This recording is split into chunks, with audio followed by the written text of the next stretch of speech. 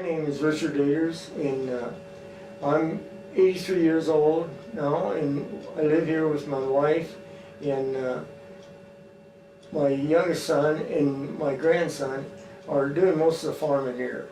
We got about 1,300 acres that we farm, and it's mostly grain, beans and corn and livestock, mostly feeding cattle out, and that's mainly our farming operation.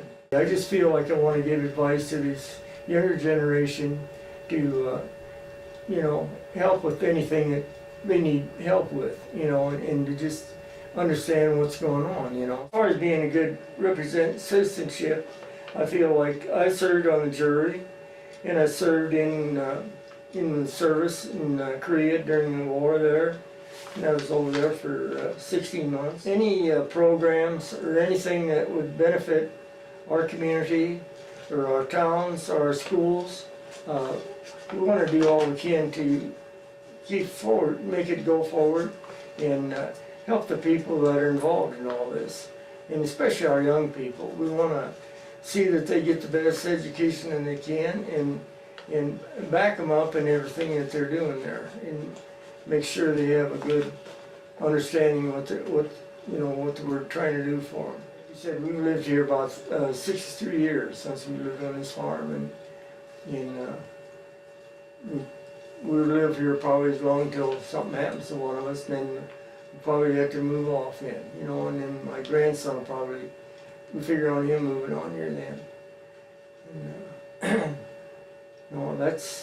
it's about my history, I'm Harlan Kloppenberg. This is my wife, Jeanette. I was a school teacher for 34 years, so I have tried to develop good citizens in my teaching years. I was born and raised in this area around State Center, Iowa, except for the 2 years I spent in the service on the tail end of the Korean War.